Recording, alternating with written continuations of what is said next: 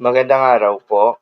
Narito na po ang magiging lagay ng panahon ngayong araw ng Martes, May 13, 2025.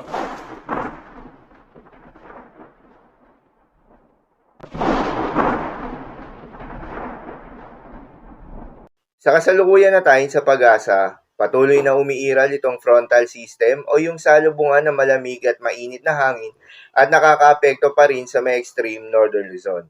Dahil dito ay asahan yung maulap na kalangitan na may kalat-kalat ng mga pagulan at thunderstorms.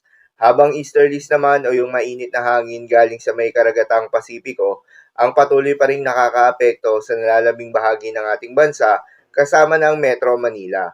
Dahil dito ay asahan naman yung generally fair weather condition sa malaking bahagi ng ating kapuluan, mainit at malinsangan na panahon sa umaga hanggang sa tanghali.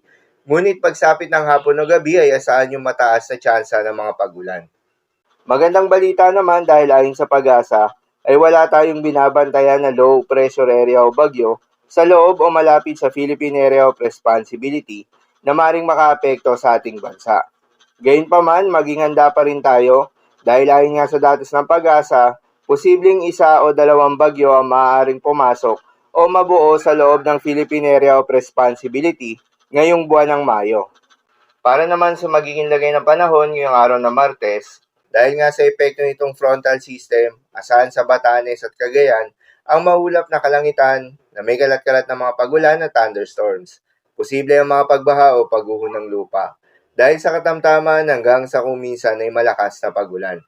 Habang sa Metro Manila at nalalabing bahagi pa ng ating bansa, ay asahan naman yung bahagyang maulap hanggang sa maulap na kalangitan na may kalat-kalat na mga pagulan o thunderstorms na dulot naman ng easterlies. Posible rin ang mga pagbaha o pagguho ng lupa during severe thunderstorms. Madalas, nabobo ang mga thunderstorms na ito tuwing hapon o gabi na nagtatagal ng 1 hanggang 2 oras. Kaya naman ingat sa mga posibleng banta ng pagbaha at pagguho ng lupa, lalong-lalo na sa mga lugar na inuulan na noong mga nakaraang araw pa. Para naman sa magiging lagay ng mga dagat baybayin, ayon sa pag-asa ay wala tayong nakataas na gale warning sa anumang seaboards ng ating bansa.